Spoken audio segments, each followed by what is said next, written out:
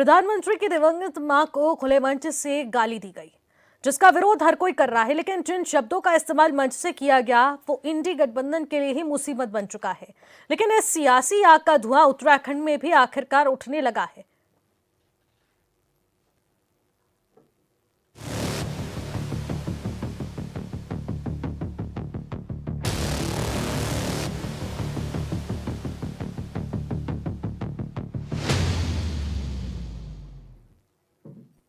नमस्कार, आप देख रहे हैं क्वेश्चन आवर और मैं हूं आपके साथ निशी भाटिया।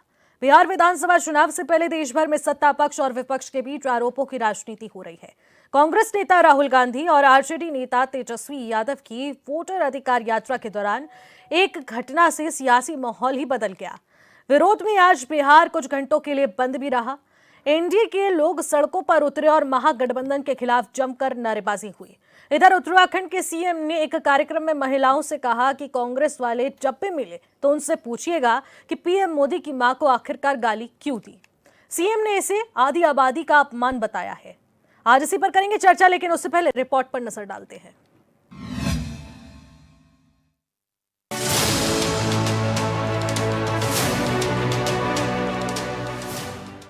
बिहार के दरभंगा में वोट अधिकार यात्रा के दौरान पीएम मोदी की मां को दी गई गाली की निंदा सभी लोग कर रहे हैं। सत्ता पक्ष हो या विपक्ष के नेता सभी निंदा कर रहे हैं, लेकिन इसे लेकर आरोपों की राजनीति भी है।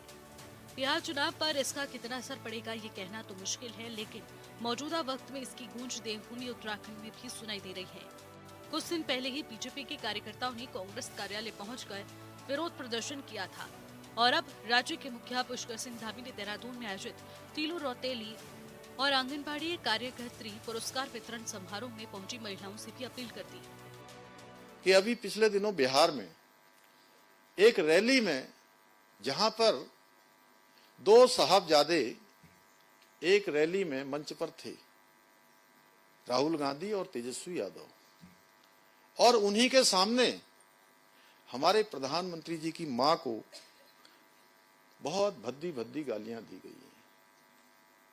मंच से और पूरे रैली में इस प्रकार का एक संस्कार विहीन वातावरण वहां से निर्मित किया गया।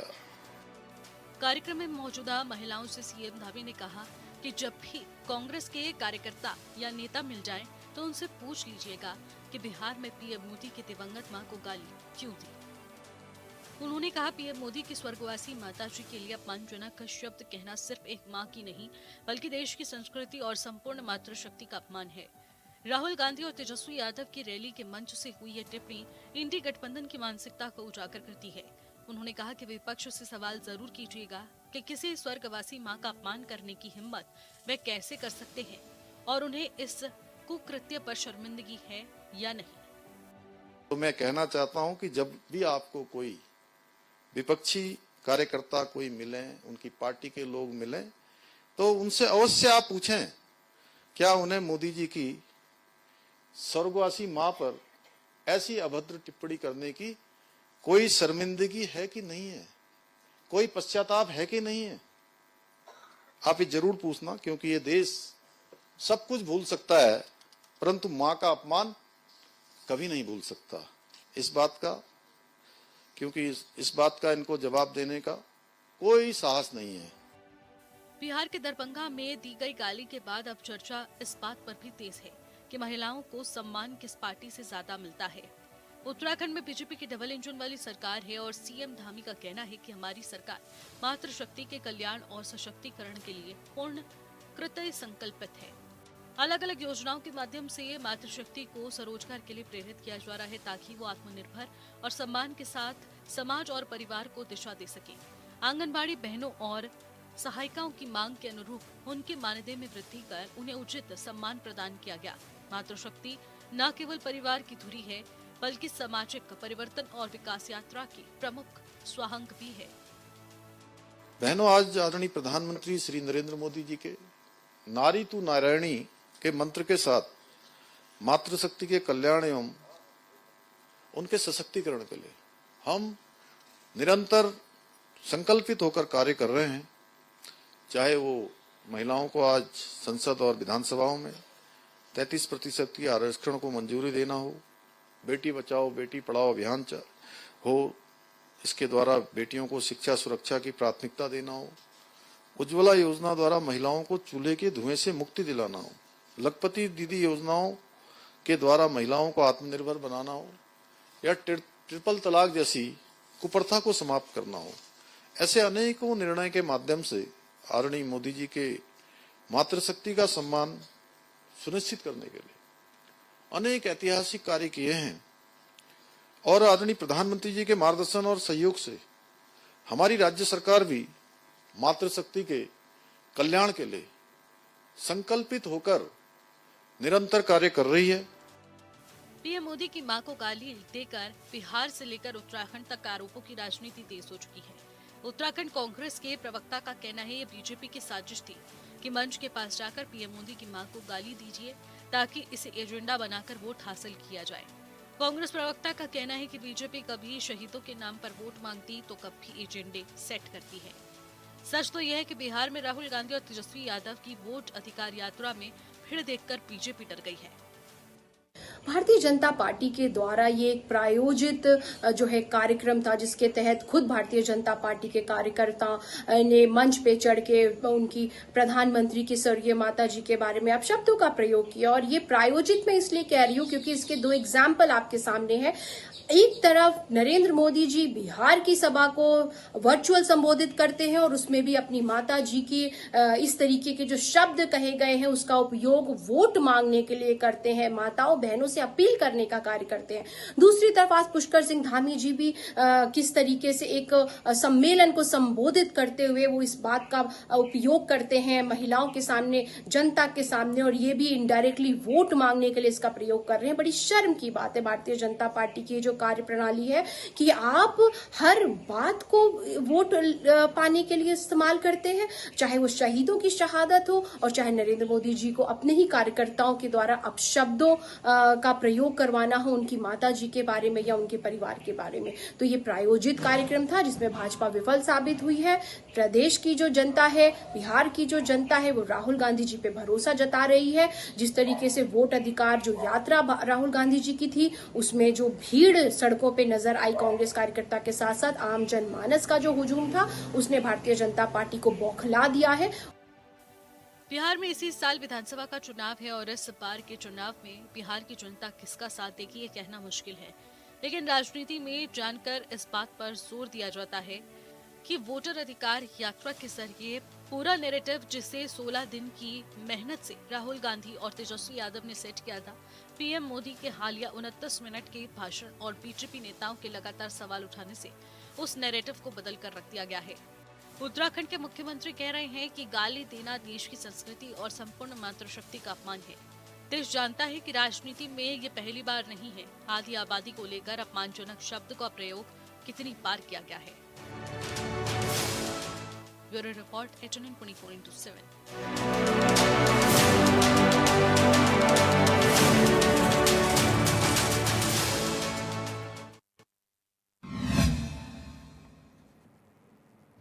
रिपोर्ट के माध्यम से आपने देखा और काफी हद तक चीजें समझ भी आ गई होंगी। पीएम मोदी की मां को खुले मंच से गाली देना, उस अभद्र भाषा का इस्तेमाल करना जो कि आधी आबादी का अपमान करता है, ये सीएम धामी भी अपने बयान में कह चुके हैं।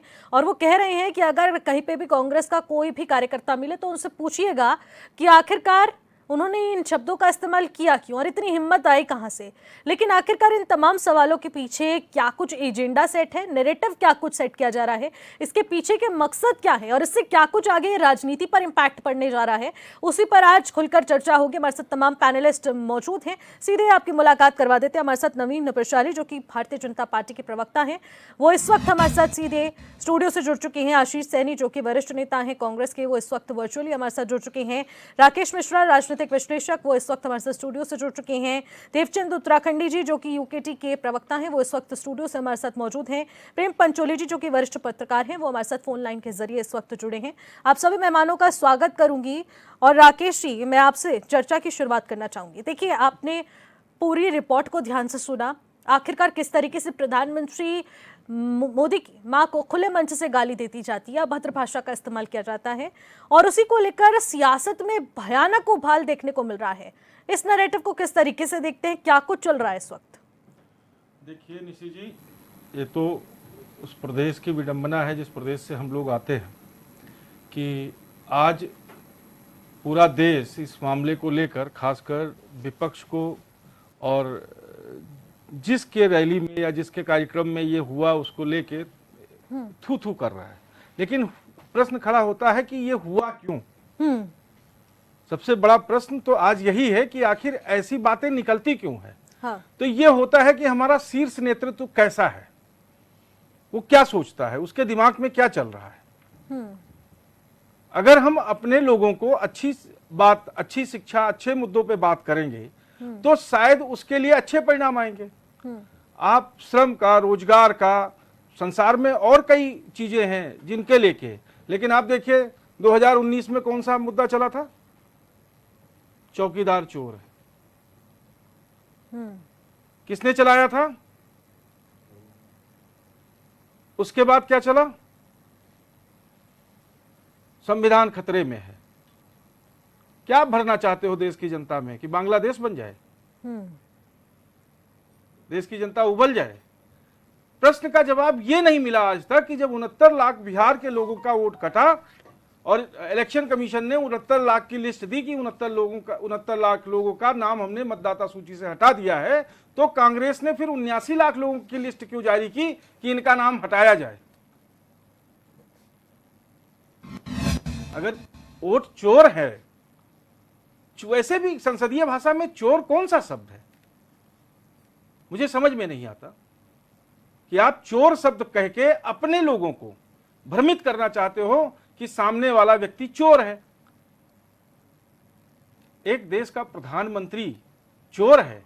भाजपा भी विरोध करती थी, कोल घोटाले में विरोध किया, क्या किसी को चोर और बेईमान कहा? और शब्द हैं उनका यूज करो।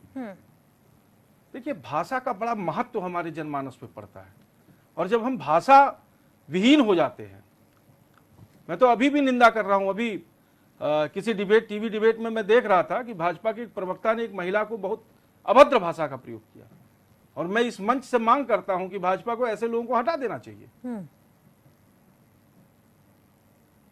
एक्शन लेना चाहिए ऐसे लोगों पे। भाषा हमारी धरोहर है, हम जो बोलते हैं समाज हमारा वैसा मूल्यांकन करता है।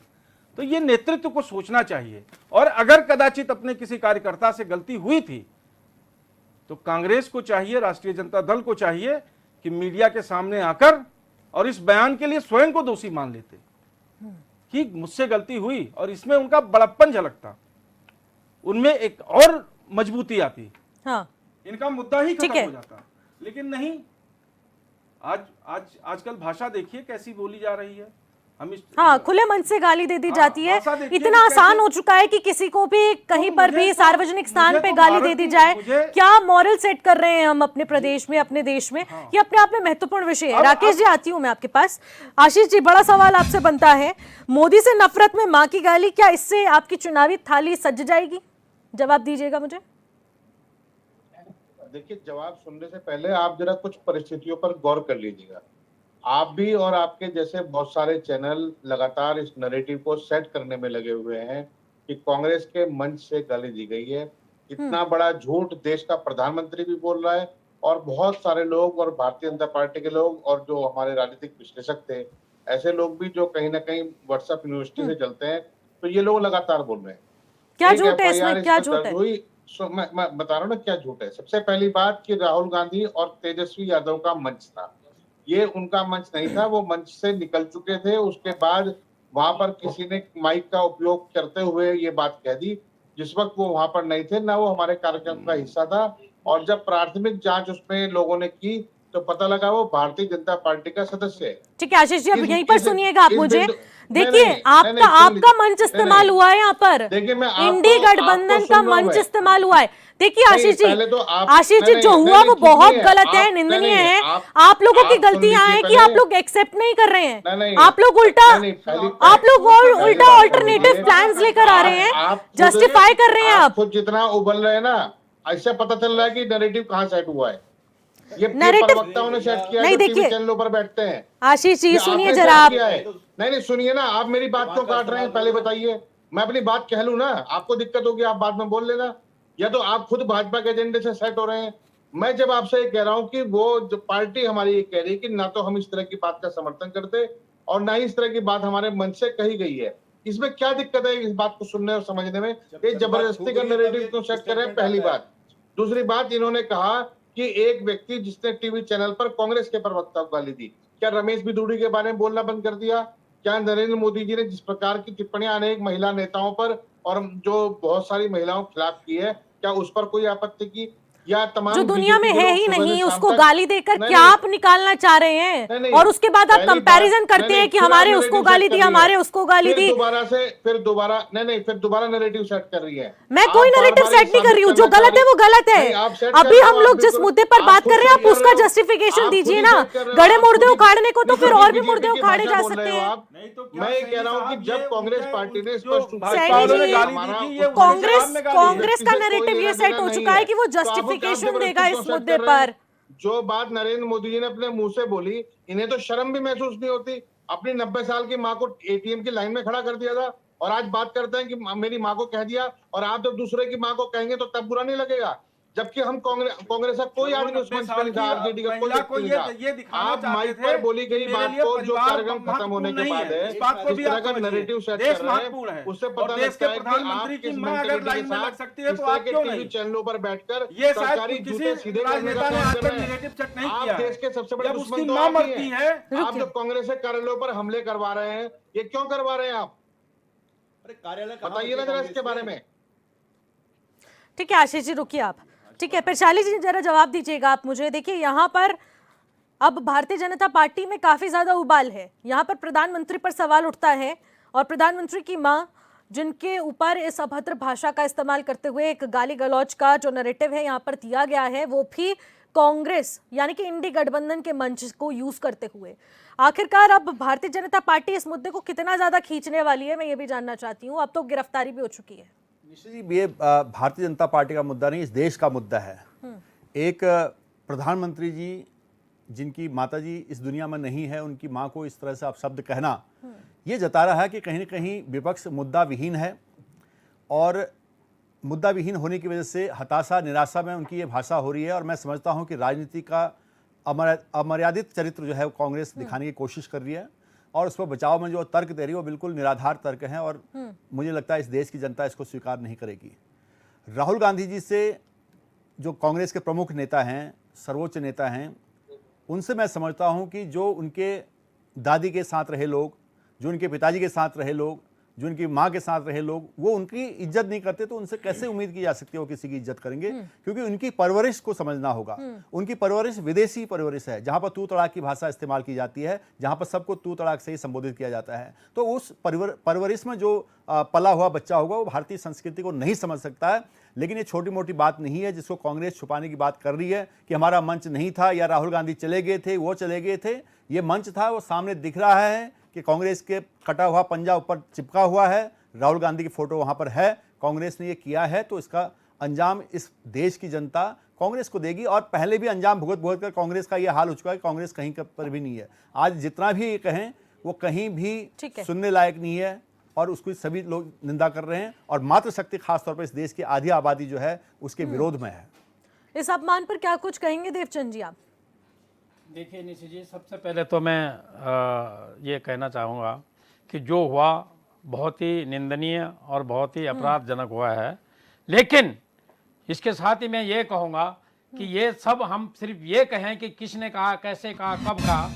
भाई देश में जो पूरी जो मुख्य सरकार है देश में बीजेपी की है और मैं तो ये कहता हूँ कि इतना हो हल्ला वोट के लिए उसमें बढ़ावा करना या इसको उस फैलाव पे लाना, उस व्यक्ति को सामने लाकर उसकी जांच कराकर उसका ये काम क्यों नहीं किया जा सकता है? अभी आपको मैं एक चीज़ और बताता हूँ। अभी बार बार एक प्रसंग आ रहा है कि देश की प्रधानमंत्री की माँ क्या औरों की माँ नहीं है?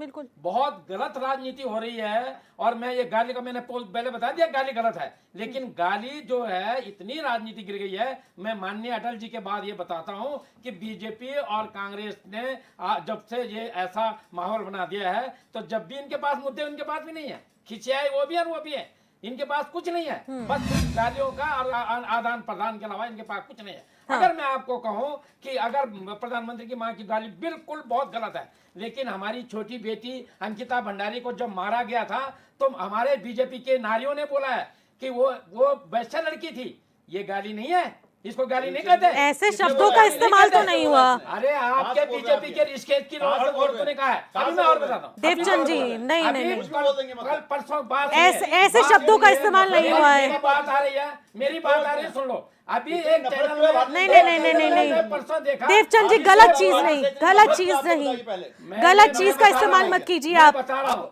मैं बता रहा हूँ, बोला आप नहीं बोला, आपको दिखाया जाएगा, आपको दिखाया जाएगा। जब आपको हाँ तो आप प्रूफ दिखा दीजिए। जब आपको कुछ भी नहीं बोलते, इस टाइप निश्चित ही पहले बात सुन लो, मेरी बात नहीं सुननी। मैं ये कह रहा हूँ गाली उनको भी, लेकिन ये शब्द नहीं होगा। अभी एक चैनल में एक हफ्ता पहले बीजेपी कांग्रेस रुक जाइए पहले बात हाँ रुक जाइए फिर शाली जी आप गलत बोल रहे। जब चर्चा हो रही थी तो बीजेपी का एक प्रवक्ता राष्ट्रीय चैनल पर उसकी मां को, मैं यहां पर बोलना नहीं था तब भी ऐसे शब्दों का प्रयोग कर रहा था। क्यों नहीं हमारे बीजेपी के लोगों ने, और क्यों नहीं हमारे कांग्रेस के लोगों ने, और क्यों नहीं हमारे माननीय मुख्यमंत्री ने उन पर एक्शन लिया? तो गाली दी जाएगी, गाली दोगे तो गाली मिलेगी का मुझे लग रहा है यही आप लोग कांग्रेस और बीजेपी में रह गया है। नहीं देवचंद जी अब हमारे को देवचंद जी, हमारी संस्कृति ये नहीं सिखाती, हमारी संस्कृति ये नहीं रुकिए जरा देवचंद जी, अब सुनिए आप सुनिए। हमारी संस्कृति ये नहीं सिखाती, अगर सामने वाला गाली दे रहा है, वो अपना मुंह गंदा कर रहा है तो हम भी मुंह गंदा नहीं करेंगे। मैं क्या बोल रहा हूँ निशी जी, तो बात क्या हो गई, फर्क क्या हो गया उनमें हमें? इनको सिखाओ ना देश में क्या उनमें और हमारे में क्या फर्क बच्चा? फिर तो आप उस बात हमारा सुनिए, कांग्रेस ने कहा आप उस बात को सही ठहरा रहे हैं। अरे मैं अपनी बात, आपकी भी संस्कृति जी, मैं तो अपने अंकिता भंडारी की बात कर रहा हूँ। लेकिन आप महिला सम्मान से इस मुद्दे को जोड़े। फिर साली जी आप मुझे सड़क छाप का मतलब समझाइए। सड़क छाप किसे कहते हैं, तब मैं समझूं कि आपके जवान आपकी संस्कृति ठीक है। मेरी डिक्शनरी में, अरे आपके महेंद्र भट्ट की डिक्शनरी है, उसने सड़क छाप बोला है। अरे तो नहीं जानते, आपको कुछ नहीं पता, आपको नहीं पता है। देखिए रुक जाइए सुनिए। मैं खत्म कर रहा हूँ, राजनीति नहीं करिए और उस पर एक्शन लीजिए। जो गाली देते हैं तुरंत एक्शन लीजिए, और आपको ये राजनीति करके चैनलों में वोट के टाइम पर ऐसा मत कीजिए, यही हमारा कहना है। हाँ बिल्कुल, आप इस मुद्दे से इसको जोड़ सकते हैं और कहा जा सकता है महिला सम्मान से इस मुद्दे को जोड़ा जाए, या फिर महिला सुरक्षा से, या फिर अभद्र भाषा से इसका हम अगर जुड़ाव करें मामले का तो एक तरह से सही है। लेकिन इस तरीके के शब्दों का इस्तेमाल अभी फिलहाल कहीं नहीं हुआ है, जिस तरीके से आपने बताया कि उनको वैश्य से यहाँ पर कंपैरिजन अंकिता भंडारी को किया गया। नहीं देखिए, हम लोगों ने खबरें चलाई है, हमने आज तक नहीं सुना। ठीक है रुकिए, प्रेम पंचोली जी के पास आना चाहूंगी। प्रेम पंचोली जी, मैं आपके पास आना चाहूंगी। देखिए अभी जो इस वक्त प्रकरण चल रहा है, बिहार की राजनीति, उत्तराखंड की राजनीति, और उसके बाद प्रधानमंत्री मोदी की मां को जो ये गाली दी गई है, अभद्र भाषा का इस्तेमाल किया गया है, क्या कुछ इतना इम्पैक्ट यहाँ पर इस वक्त देखने को मिल रहा है? कितना गलत है, कितना सही है? देखो, गाली किसी भी सभ्य समाज का परिचय नहीं है, और यदि गाली दी गई तो बहुत खतरनाक बात है, बहुत गलत है, बहुत ही ज्यादा गलत है, और उस पर तुरंत एक्शन हो जाना चाहिए। हाँ। और अभी तक उसको बहस का इशू नहीं बनाना चाहिए। अब तक तो उसको जेल के सलाखों के पीछे और उसकी पूरी कार्रवाई उस आदमी पे होनी चाहिए। देश के प्रधानमंत्री की मां को गाली देना, वो भी इतने सीनियर सिटीजन, और जो इस दुनिया में अब है नहीं, तो ये हमारे सभ्य समाज का एक परिचय जाता है कि हम लोग अभी कहाँ पर हैं। हम लोग जब विश्व गुरु बनने की कोशिश कर रहे हैं, हम लोग जो है बहुत आगे बढ़ रहे हैं, विकास की सीढ़ियां चढ़ रहे हैं, तब अगर हमारा चरित्र इस तरह का है तो ये बहुत निंदनीय है, और हमें एक बार फिर से सोचना पड़ेगा कि हम कहाँ पर खड़े हैं। ये हमें सिखाता है कि क्या हमारा राजनीतिक चरित्र इतना खत्म या इतना खतरनाक या इतना ओछापन हो गया राजनीति में कि जो राजनीतिक कार्यकर्ताओं को ऐसा सिखा रहा है। अगर वो राजनीतिक मंच था, चाहे वो भाजपा का मंच होगा या कांग्रेस होगा या भाजपा का कोई सम्मेलन होगा या कांग्रेस कोई सम्मेलन होगा, तो एक दूसरे राजनीतिक दल के कार्यकर्ता एक दूसरे के सम्मेलन में जाते हैं। जी। हो सकता है स्टेज पे उसी जिसका आयोजन होगा वो बैठता होगा, लेकिन दूसरी पार्टी के लोग सुनने के लिए जाते हैं। अधिकांश अगर राजनीतिक दलों का कोई आयोजन होता है तो अधिकांश राजनीतिक कार्यकर्ता वहाँ पे सम्मिलित रहते हैं। आम लोगों को इतना समय नहीं है, नौकरी पेशा करने वाले लोगों को इतना समय नहीं है आम जन को इतना समय नहीं है, लेकिन अगर इस तरह की गाली गलौज हमारे राजनीतिक चरित्र में आ रहा है तो हम कहाँ जा रहे हैं? हमारा देश किधर जा रहा है? दुनिया तो बहुत आगे पहुंच गई, मंगल ग्रह पे जाने की हम लोग सोच रहे हैं, है ना? और फिर हम इधर वापस गाली देने में आ रहे हैं।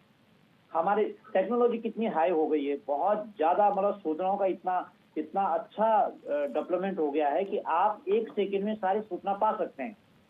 जैसे ये गाली वाले मामला है, एक सेकंड में पूरे देश और दुनिया में पता चल गया कि हमारे माननीय प्रधानमंत्री की माता जी को गाली दी गई है, वो भी इस दुनिया में नहीं, तब गाली दी गई। लेकिन ऐसी गालियां मुझे लगता है कि प्रधानमंत्री को छोड़ करके हम देखेंगे तो राजनीतिक हलचल, जो राजनीतिक जो आबो हवा इन लोगों की अपनी बनाई हुई है, मुझे लगता है कि ऐसी गालियां शायद ये दिन भर देते होंगे, जिस कारण से उस व्यक्ति को इतनी हिम्मत हो गई कि किसी आयोजन में जाकर के किसी हमारे देश के जो प्रधानमंत्री हैं, भाजपा ये न माने कि प्रधानमंत्री भाजपा का है, ये भाजपा की बहुत गलत फहमी है।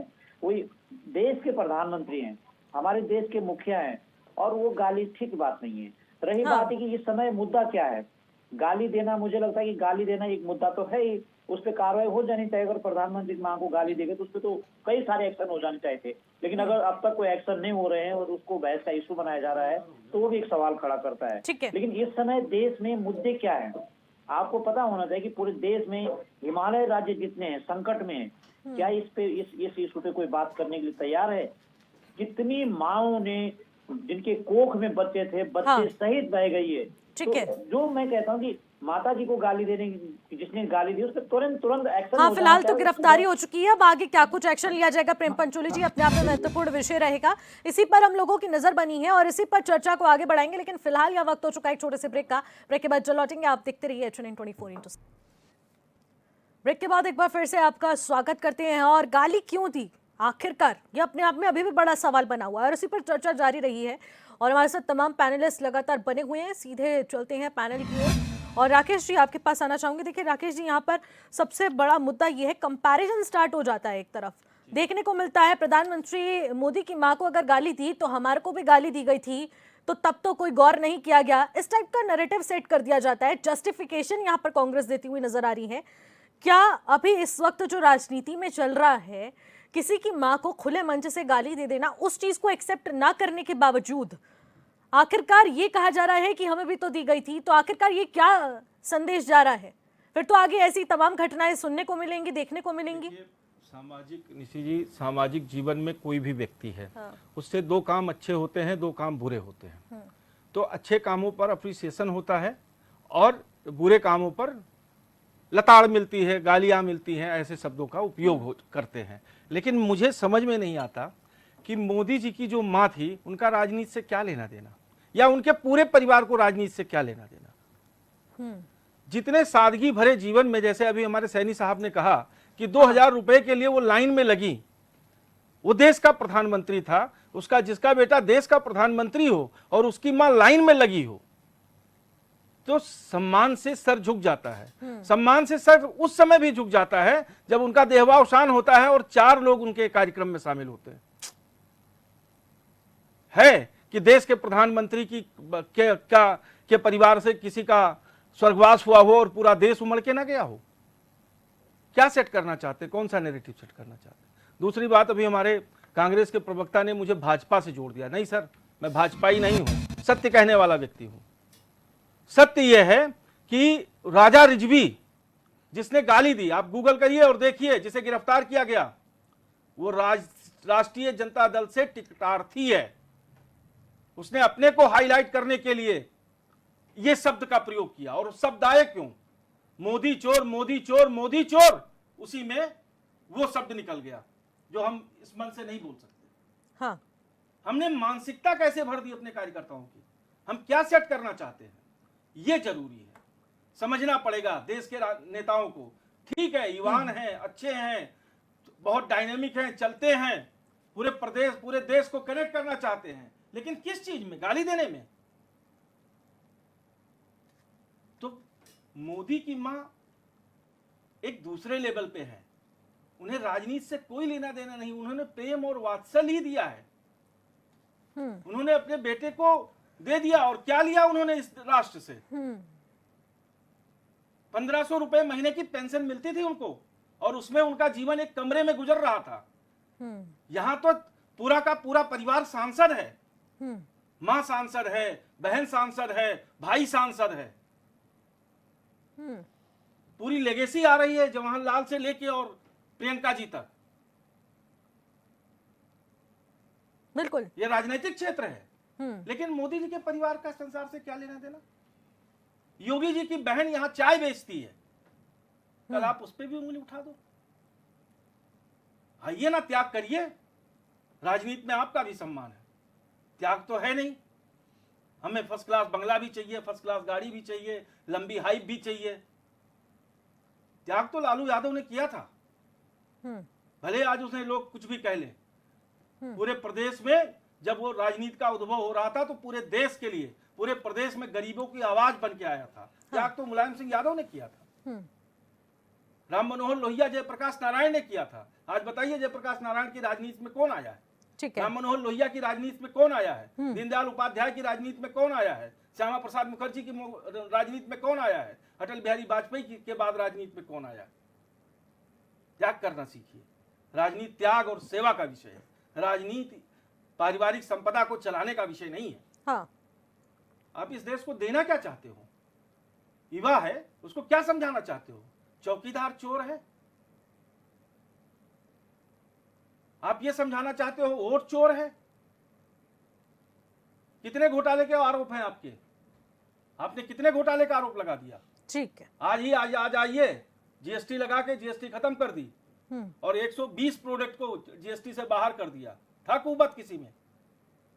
मैं तो प्रसन्न हूं, हमारे देश की जनता को आज सस्ता सामान मिलेगा। तो यार, जब अप्रिशिएट भी किया करो ना थोड़ा सा। हाँ, सैनी जी के पास आते हैं। राकेश जी, आऊंगी आपके पास। सैनी जी, आपकी बात भी मैं सुनूंगी, लेकिन एक सवाल मैं भी जोड़ देती हूँ अपना।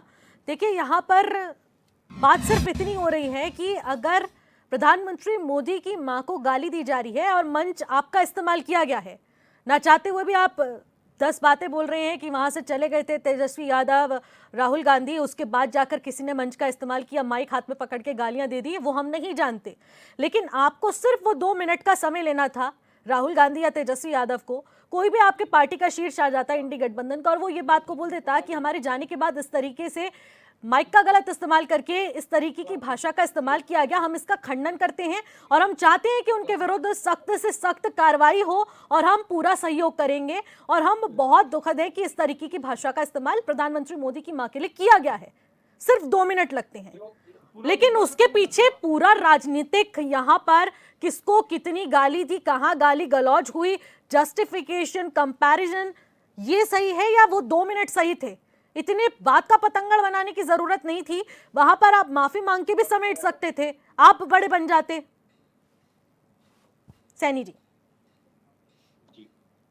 मैंने आपका जो संबोधन अभी मुझे था, यही शब्द और इन्हीं संबोधन के साथ कांग्रेस पार्टी ने अपने ऑफिशियल स्टेटमेंट में और सभी नेताओं ने साफ बोल दिया कि हम किसी भी तरह की शाब्दिक हिंसा, शारीरिक हिंसा, मानसिक हिंसा के विरोध हैं। और ये हमारी पार्टी का कल्चर रहा है। बीजेपी का कल्चर हमेशा यही रहा कि उन्होंने झूठ बोलकर हमेशा राजनीति की है। जब हिंदुस्तान आजाद हुआ तब से लेकर और आज भी ये लोग रूप बदलकर, रंग बदलकर बात वही करते हैं कि लगातार झूठ बोलने का काम करते हैं। अभी राकेश जी ने 4-5 बातें रखी एकदम से कि ऐसा नहीं किया, ऐसा नहीं किया। हो सकता है राकेश जी बहुत सारे लोगों को राजनीति में ना जानते हो, लेकिन पंडित जवाहरलाल नेहरू को जरूर जानते हो, जो देश के पहले प्रधानमंत्री थे। उनके बारे में इतना कुछ उल्टा सीधा बोला गया इन्हीं लोगों द्वारा। यही लोग जो 2 रंग के लोग हैं, दोगले लोग हैं, इन्हीं लोगों ने बोला है। ये लोग एक मंच पर कुछ और बोलते हैं, दूसरे पर कुछ और बोलते हैं। देखिए आशीष जी, मैंने अभी जिस बात का जिक्र किया, जिस बात का मैंने जिक्र किया, राकेश जी रुके, लेकिन जिस बात का भी मैंने, आशीष जी, आप जिसको संबोधन बोल रहे थे, जो मैंने आपसे सवाल किया था, आपने उसको संबोधन बोला, लेकिन आपको उसको सुना नहीं। आपने मेरे संबोधन को सुना नहीं ध्यान से। मैंने आपको ये बोला कि आपकी पार्टी खंडन कर देती, शीर्ष खंडन कर देता इस बात का, तो आप ही महान बन जाते ना, गेम ही पलट जाता। जिसको आप बोल रहे Bharatiya Janata party narrative set कर रही है, आप कर देते। आप लगातार, अब आप एक ही सेंटेंस को 5 बार भी बोल देंगी और तब भी वो, तो आप क्योंकि मेरे 5 सेंटेंस 10 बार दोहराने पे भी जब जवाब नहीं दोगे तो मैं 11वीं 12वीं बार भी दोहराऊंगी, उसमें कोई दिक्कत नहीं है, मेरा काम है। आपने सुना मैंने क्या कहा? मैंने कहा कि हमारी पार्टी इस चीज का ऑफिशियल खंडन कर चुकी है।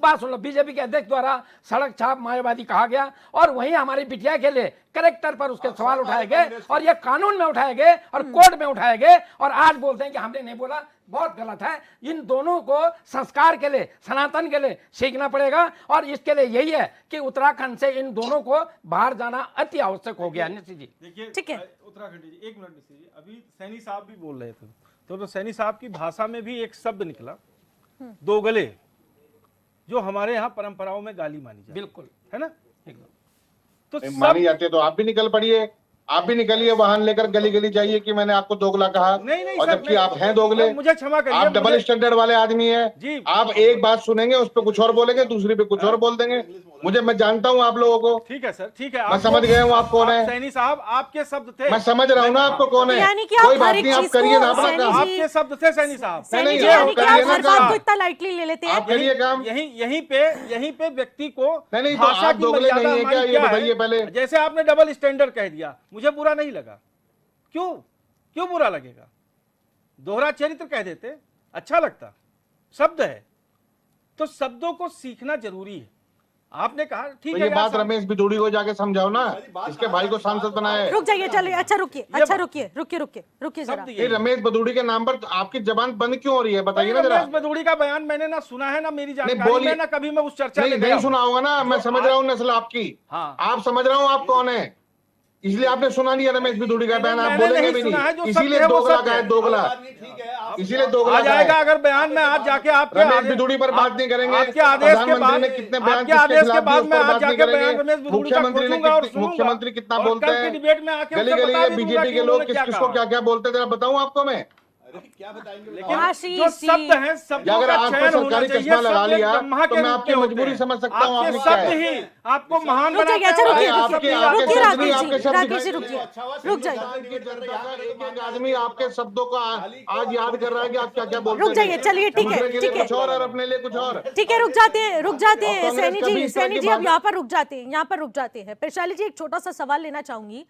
मैं ये जानना चाहूंगी, अब अरेस्ट हो गया है, खिंच चुका है ये मुद्दा एक हफ्ते तक, अब मुझे आप बताइए कि पॉलिटिकल फायदे के लिए क्या अब इस मुद्दे को और स्ट्रेच किया जाएगा बिहार विधानसभा चुनाव से पहले? बिल्कुल भी नहीं। भारतीय जनता पार्टी इस मुद्दे को नहीं खींचना चाहती है, लेकिन इस देश की परंपरा, जो हम धरती को माँ कहते हैं, पृथ्वी को माँ कहते हैं, हो गया है ना, अरेस्ट हो गया है, अब कानूनी कार्रवाई, देखिए हम कहाँ बोल रहे कानूनी हैं, प्रक्रिया स्टार्ट हो जाएगी। हम अब कहाँ वहाँ बोले, पर जब बात पर इंसाफ बात मिलेगा। बात पर बात आ रही है तब ये बात आगे बढ़ रही है। हाँ। आज आपने डिबेट रखी है तो हमें बोलना पड़ेगा, पिछली बात को बोलना पड़ेगा। और देश की जनता जानना चाहती है कि आखिर कांग्रेस को ऐसी दुर्मति क्यों आई कि ऐसा कांग्रेस के मंच से हुआ। कांग्रेस उसको समझ नहीं पा रही है, कांग्रेस कोई जवाब नहीं दे पा रही। तो इसका सीधा कारण यह है कि कांग्रेस चुनाव में मुद्दा विहीन हो चुकी है। सत्ता के फ्रस्ट्रेशन में, सत्ता लोलुपता में वो अनर्गल बयानबाजी कर रही है, अमर्यादित व्यवहार कर रही है। तो देश की जनता उसका जवाब जरूर देगी। मैंने कहा कि जो राजकुमार हैं कांग्रेस के, उनका सपना तो है आसमान से तारा तोड़ने का, लेकिन वो जमीन पर पत्थर फोड़ेंगे और जनता उसको फुड़वाएगी, क्योंकि जनता ही जनार्दन होती है। लोकतंत्र में जनता जवाब देती है और जनता ने ही जवाब दिया है। भारतीय जनता पार्टी इस देश को आगे बढ़ा रही है, इस देश के विकास के लिए कर रही है। आज एक नेतृत्व मोदी जी से जो खड़ा है, मोदी जी जैसे नेतृत्व खड़े हैं, तो आज अमेरिका भी झुक रहा है।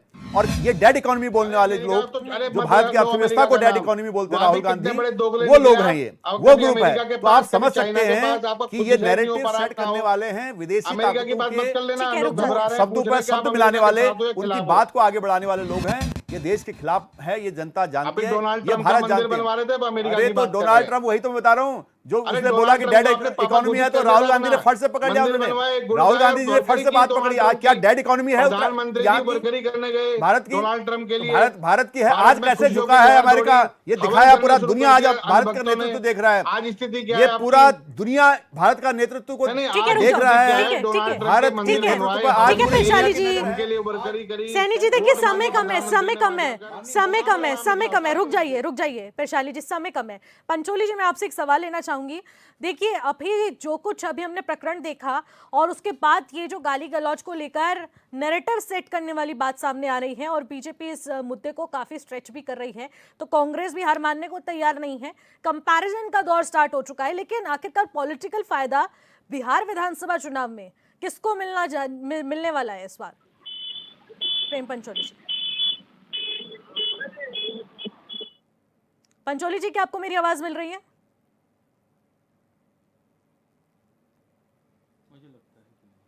ठीक है, पंचोली जी से थोड़ा नेटवर्क इश्यू के चलते संपर्क नहीं हो पा रहा है, लेकिन यही सवाल राकेश जी आपसे भी लेना चाहूंगी।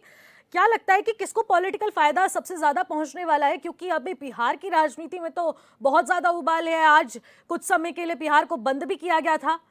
क्या लगता है? देखिए निशी जी, बिहार की जनता बहुत चतुर है। विश्व भारत के जितने भी आंदोलन हुए वो बिहार से शुरू हुए। बिहार की जनता नए नए नैरेटिव उनका इन मुद्दों पे, ये कोई विषयांतक मुद्दा नहीं है। वहाँ आज भी रोजगार का मुद्दा है, वहाँ आज भी गरीबी का मुद्दा है, वहाँ आज भी पलायन का मुद्दा है। इन सब मुद्दों पे वहाँ की जनता सोचती है और बिहार की जनता बहुत समझदार है। इसमें राजनीतिक फायदा किसी का हो ना हो, लेकिन कुछ लोगों का नुकसान होगा। हाँ। आप देखिएगा आने वाले समय में कि जो भाजपा वाले जो ये नैरेटिव सेट कर रहे हैं, इससे भाजपा को बहुत बड़ा फायदा नहीं होने वाला, क्योंकि बिहार में अक्सर लोग गालियां देते ही हैं। पर क्या लगता है इमोशनल वोट्स ज्यादा आ सकते कुछ हैं? नहीं आएगा जी, कुछ नहीं होगा। मैं आज आपके मन से कह के जा रहा हूं, पंचायत चुनाव की जितनी भविष्यवाणियां की मेरी 100% सत्य हुई। यहां भी मैं कह के जा रहा हूं, बिहार चुनाव में इसका कोई असर नहीं। बिहार की जनता बहुत बहुत समझदार है। वहां कास्ट फीलिंग माने रखता है। वहां पे जातीय समीकरण को जो साध पाएगा वही विजेता बनेगा। बिहार में जातीय समीकरण, अब जातीय समीकरण किसका सही सटीक बैठता है, कौन उनके साथ जाता है, कौन उनके साथ नहीं जाता है, क्योंकि कोई महिलाओं के लिए बहुत बड़ी योजना अभी एनडीए सरकार ने वहां नहीं चालू की कि उन्होंने माई योजना या इनकी योजना ऐसी कोई योजना दी हो जिससे कोई वहां पे महिलाओं पे असर होने वाला है। सबसे ज्यादा दुखी और पीड़ित महिलाएं बिहार में ही हैं, तो उसका कोई असर नहीं होने वाला। यहाँ पे चाहिए कि तेजस्वी यादव बहुत अच्छी तरीके से राजनीति करते, तो नेताजी पहुंच के वहां पे सारी एक मूवमेंट खराब कर दिया। ठीक है राकेश जी, अब फाइनल इसमें कमेंट की भाजपा बारी को आ कोई नहीं चुकी है। फायदा ठीक होने है, वाला इस राजनीति फाइनल से। कमेंट ले लेते हैं। Ashish ji, final comment. देखिए, मेरा फाइनल कमेंट वही है जो मैंने अपने पूरे प्रेस में रखा, पूरी बातचीत में रखा। ये नंबर एक, कांग्रेस कभी भी इस तरह के कल्चर को, इस तरह के लोगों को और इस तरह की बातों को अपने विचारधारा में और अपनी पार्टी में बिल्कुल स्वीकार नहीं करती है। हम इसके सख्त विरोधी हैं और हम अहिंसा और प्रेम को आगे रखते हैं। यही काम राहुल गांधी जी करते हैं और ये हम करते रहे हैं, करते रहेंगे। भारतीय जनता पार्टी चाहे किसी को कितनी गालियां दे, किसी को कितने अपशब्द कहे, कितना झूठ बोले, अफवाहें फैलाए, हमें उससे फर्क नहीं पड़ता। और अभी राकेश जी ने कम से कम एक बात तो सही कही है कि बिहार के लोग मुद्दों पर मतदान करेंगे। बेरोजगारी, स्वास्थ्य, सुरक्षा और जो अभी जो मुद्दा जिस पर चल रहा था, जिस पर 18 दिन की यात्रा थी, चुनाव आयोग ने बैठे बिठाए कह दिया कि आधार कार्ड, बैंक की पासबुक और 2-3 डॉक्यूमेंट ऐसे जो सबके पास होते हैं उनको इनवैलिड कर दिया और अचानक एसआईआर की शुरुआत कर दी। जो और बाद में सुप्रीम कोर्ट का आदेश अभी कल ही आया है कि आपको ये सारे कार्ड डॉक्यूमेंट्स मानने पड़ेंगे। तो अब वो वापस उसी जगह पे आ गए। जीएसटी से लेकर, नोटबंदी से लेकर तमाम जो घोषणाएं, और चाहे वो वैक्सीन को लेकर राहुल गांधी जी ने जो सवाल देश की जनता की ओर से उठाए, आज वो सब सच साबित हुए और प्रधानमंत्री जी को हर जगह पीछे हटना पड़ा। आज जीएसटी पर भी पीछे हटना पड़ रहा है, जीएसटी कम करनी पड़ रही है। तो ये सारी चीजें देश की जनता समझती है। देश की जनता को अपनी माताजी का फोटो दिखाकर और अपने पिताजी का फोटो दिखाकर बरगलाने की जरूरत नहीं है। और निशी जी, मैं आपसे ये कहना चाहूंगा कि एक न्यूज चैनल के एंकर का काम होता है निष्पक्ष होना। मैं आपसे अपेक्षा करूंगा कि आप उतनी ही निष्पक्ष रहें। आप किसी पे भी सवाल उठाइए, मेरे पे मत उठाइएगा। मैं बहुत अच्छे तरीके से जानती हूँ आशीष जी। मैं अगर आप लोगों के पक्ष को रख दूं और मैं बीजेपी से सवाल कर दूं तो मैं आपकी हिमायत बन जाती हूँ कि हाँ मैं निष्पक्ष पत्रकारिता कर रही हूँ। लेकिन अगर मैं आप पे ही कटाक्ष कर दूं, विपक्ष पर सवाल कर दूं, तो आप लोग मेरे पीछे पड़ जाते हैं। पे सवाल नहीं कर रहा, लेकिन मैं जिस चीज हैं। पे सवाल कर रहा हूँ कि आप सुन लीजिए ना, मेरी छोटी सी बात ज्यादा बड़ी नहीं है। हाँ, मैं सुन ही रही हूँ आपकी आशीष जी। कल मैं आप सुनकर ही जाकर चलती दोबारा हूँ। सुन जरूर लीजिएगा और अपने उस व्यक्ति के साथ जिस पर आप सबसे अधिक विश्वास करती हो, जो निष्पक्ष हो, तो वही आपको बता देगा। ठीक है, मेरे को पता है, मैं खुद सेल्फ एग्जामिन कर लेती हूँ कि मैं किस हद तक जा रही हूँ और मुझे क्या करना चाहिए, मेरा टॉपिक क्या है, मेरा एरिया क्या है और मुझे क्या क्वेश्चन किससे पुट करने हैं, ये मैं ही डिसाइड करती हूँ। ठीक है आशीष जी, आप बोल रहे हैं कि आज नहीं हो पाया है, लेकिन मैं हमेशा करती हूँ। शायद आज आपको कुछ मेरे सवाल तीखे लग गए होंगे। ठीक है नवीन जी, फाइनल कॉमेंट। मैं यही कहना चाहूंगा कि जो घटना हुई वो दुखद घटना थी। कांग्रेस के शीर्ष नेतृत्व द्वारा इसको खारिज किया जाना चाहिए था, लेकिन उनमें शायद इतनी समझदारी नहीं थी। तो आज मुद्दा देश की जनता के सामने हो गया है। इससे भारतीय जनता पार्टी ये नहीं कि इसका चुनावी लाभ लेना चाहती है या वोट मिले ना मिले, क्योंकि भारतीय जनता पार्टी और भारतीय जनता पार्टी लगातार सेवा कर रही है जनता की, और भारतीय जनता पार्टी की सरकार जो केंद्र में इस वक्त है, पूरे देश की सरकार, वो बहुत अच्छा काम कर रही है, भारत को आगे ले जा रही है, विकसित भारत का जो सपना है वो आगे बढ़ रहा है, तो देश की जनता उस पर वोट देगी। वैशाली जी, मैं ये भी कहना चाहूंगी कि इन मुद्दों से हटकर अब देश के विकास के टॉपिक्स जो और भी पड़े हैं उन पर हम लोग अगर विचार विमर्श कर ले, बिल्कुल, और इसको सरकार- लेकर आप देखिए जितना ना- हम लोग प्रोटेक्टिव इस मुद्दे को लेकर हो रहे हैं, उन मुद्दों को भी लेकर अगर होते तो आज हम बेहतर विकास और कर पाते। नहीं तो ठीक हम है, तो कर ही देवचंद रहे हैं। उत्तराखंडे जी, फाइनल कमेंट। बिल्कुल, मैं ये कह रहा हूँ कि जो हुआ मैंने पहले भी कहा बहुत ही दुखद है, लेकिन अब समय है कि इन सबको हटाकर जो दोषी हैं उनको सजा दी जाए और हर वक्त दी जाए, हर टाइम इस बात का ख्याल रखा जाए, लेकिन किसी भी प्रकार से इनको राजनीतिकरण न किया जाए, चुनावों के टाइम पर इनको नहीं किया जाए। और मैं आपको उदाहरण दे दूं, यहाँ कई बार ऐसा हुआ जबकि आपकी अदालत में भी माननीय प्रधानमंत्री जी ने झूठ बोल दिया कि हम सैनिकों पर राजनीति नहीं करते, जब उन्होंने बोला आप नहीं बोला तब हुआ। पर यह समिंग में कह रहा हूं, मैं ये कह रहा हूं कि आज एक तरफ तो गाली है, लेकिन एक तरफ मेरे उत्तराखंड जहां मैं जल रहा हूं, और यहाँ पर ये प्रदेश में देहरादून को एक देश का सबसे अपराध सही शहर देहरादून को घोषित कर दिया, तो ये भी जिम्मेदारी बीजेपी सरकार, जहां पर डबल इंजन, ट्रिपल इंजन और 4 इंजन में लग गया है, तो इनको करना चाहिए। उत्तराखंड की चिंता नहीं, हम उत्तराखंडी हैं, हम उत्तराखंड की चिंता करेंगे, हम उत्तराखंड की चिंता करेंगे। आपसे नहीं, आप मेरा समिंग अप में नहीं बोलिए, आप मेरा समिंग अप का टाइम है, मेरा समिंग अप का टाइम, हमारे बस का सब कुछ है। आपको उत्तराखंड में दरकिनार होने वाले हैं, आपने उत्तराखंड में देहरादून को सबसे ज्यादा अपराधी बना दिया है, और पूरे राज्य को जो है 9 पहाड़ी राज्यों में सबसे महिलाओं पर अपराध का राज्य आपने बना दिया है। इसके लिए आपको तो बहुत बहुत बधाई, लेकिन बहुत दुखी है। ठीक है उत्तराखंड जी, बहुत बहुत शुक्रिया। और जिस तरीके से आज का विषय बहुत महत्वपूर्ण रहा, फिलहाल समय की कमी को देखते हुए मैं इस चर्चा को यहीं पर समाप्त करना पड़ेगा, लेकिन सबसे महत्वपूर्ण टॉपिक आज का यही रहा, क्योंकि जिन शब्दों को लेकर इस वक्त बिहार की सियासत गरमा रही है, आखिरकार उस पर क्या कुछ कानूनी कार्रवाई होगी, आखिरकार क्या कुछ एक्शन लिया जाएगा, जो कि होना भी चाहिए, क्योंकि किसी की मां को अगर इस तरीके के अपमानजनक शब्दों के तहत संबोधित किया जाएगा तो ये किसी से भी बर्दाश्त नहीं होगा। ये पूरी देश की जनता इसको लेकर आक्रोशित है, लेकिन आखिरकार इससे राजनीति पर क्या कुछ इंपैक्ट पहुंचने वाला है, ये अपने आप में बड़ा सवाल रहेगा। किसको राजनीतिक फायदा पहुंचेगा, किसको नहीं, ये जनता डिसाइड करेगी। फिलहाल मुझे दीजिए इजाजत, तब तक के लिए आप देखते रहिएगा HNN 24/7। नमस्कार।